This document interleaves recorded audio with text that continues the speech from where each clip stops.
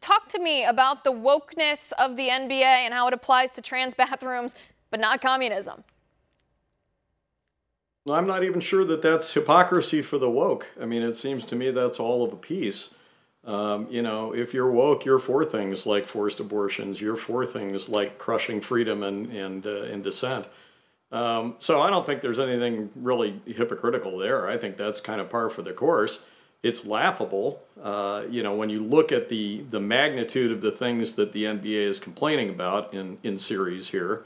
Whether somebody who's pretending to be something they're not gets a bathroom, as against whether a regime gets to be openly genocidal or not.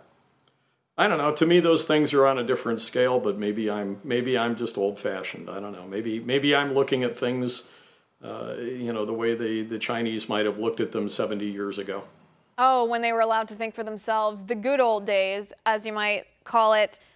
This is all about money, in my opinion.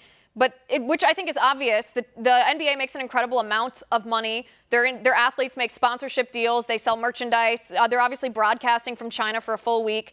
Their financial interest in China is enormous here. But given what they have to sacrifice, meaning their souls, it seems to me that this money's blood money.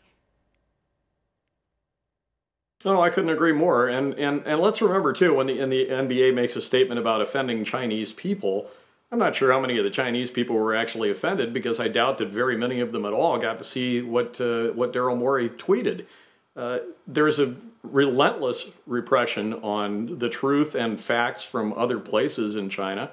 You can watch an NBA game. You're going to watch it in the Chinese language with what the Chinese government wants you to know. And therein lies the rub. There's one customer here, not 500 million. The one customer is the government of Communist China, and it's going to have the NBA play the game its way if the NBA wants to be in that great market. No question, it's a great market. But the NBA has to sacrifice certain things if it's going to do that, and the thing that it has to sacrifice is its own freedom. So we shouldn't be surprised that it's not looking out for the freedom of other people among its watcher and listener base. It's really disgusting. I think it's really disgusting to sell your souls and to sell other people's souls too, not stand up for people who are fighting for freedom, all in the interest of your own endorsement check from the Chinese. It's terrible.